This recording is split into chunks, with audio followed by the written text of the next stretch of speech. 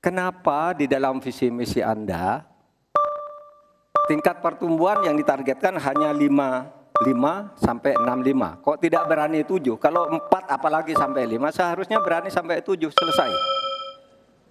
Silakan, waktu Anda 2 menit.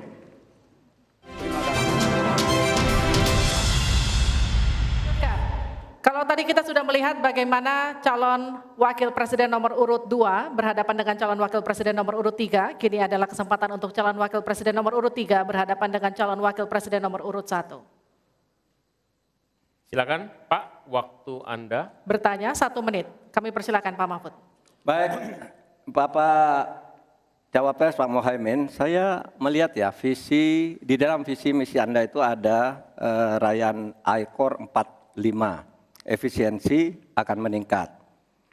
Nah, Pak, kalau itu bisa dicapai seperti di tahun 89-91, maka pertumbuhan ekonomi kita ini bisa mencapai 7% lah. Kalau 4 saja, Anda punya visi targetnya itu ekornya 4 sampai 5. Padahal pertumbuhan dengan 4 saja itu bisa 7% pertumbuhan ekonomi nasional. Sehingga dengan demikian saya kok jadi ingin tahu kenapa di dalam visi misi Anda tingkat pertumbuhan yang ditargetkan hanya 5 sampai 65. Kok tidak berani 7? Kalau 4 apalagi sampai 5, seharusnya berani sampai 7, selesai. Silakan, waktu Anda 2 menit. Terima kasih. Kalau membuat target pertumbuhan bisa saja 7-8% bisa saja. Tetapi yang ingin kita wujudkan adalah pertumbuhan yang berkualitas dan inklusif.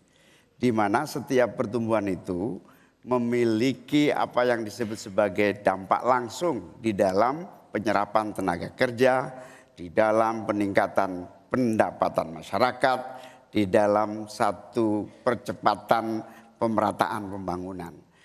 Target 5,5 sampai 6% itu dengan kalkulasi agar kalau kita tidak terlampau realistis, kita khawatir ujung-ujungnya utang luar negeri lagi.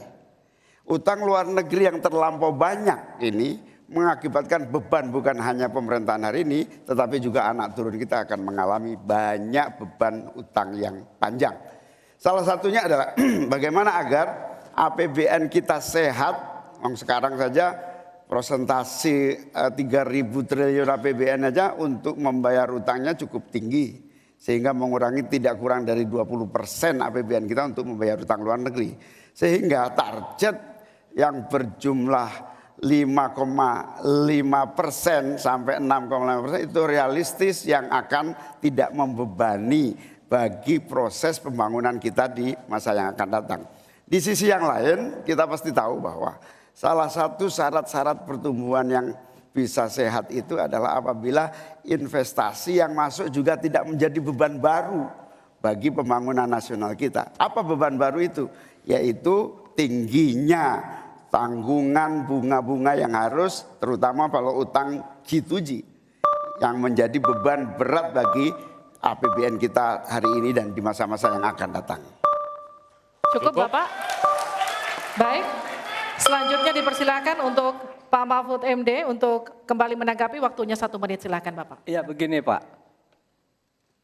kami Ganjar Mahfud itu mentargetkan pertumbuhan ekonomi kita itu 7%.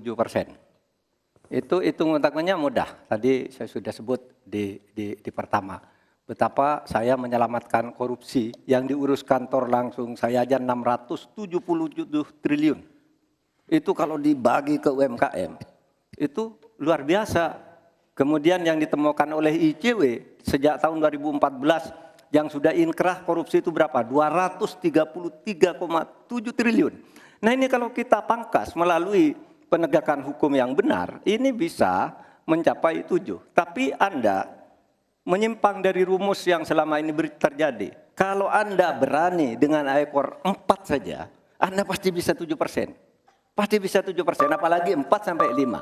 Lah ini Anda menargetkan segini, tapi pertumbuhan ekonominya cuma 5,6. Secara matematis agak kurang cepat. Selesai. Silakan ditanggapi. Harap tenang. Ditanggapi Ya. Pak Muhaimin. Tentu saya sangat setuju, bukan hanya pemberantasan korupsi yang membawa pemasukan bagi APBN kita, menjaga kebocoran APBN kita, tetapi juga pendapatan negara bukan pajak yang juga menjadi bagian dari andalan. Akan tetapi kita juga harus realistis bahwa 7% itu bisa jadi cuma omong kosong, di mana kenyataannya setelah APBN kita jalan sampai hari ini aja 5% yang diterapkan oleh pemerintah hari ini juga masih mengalami banyak kontraksi. Dalam arti utang luar negeri masih menjadi andalan utama, sekaligus kita juga menyaksikan bagaimana 5% itu realnya di lapangan tidak sampai 5%. Sehingga saya khawatir kalau target 7% itu dipaksakan, ujungnya bukan pertumbuhan yang sehat tetapi pertumbuhan semu yang keropos. Baik. Tenang, kita lanjutkan. Ya,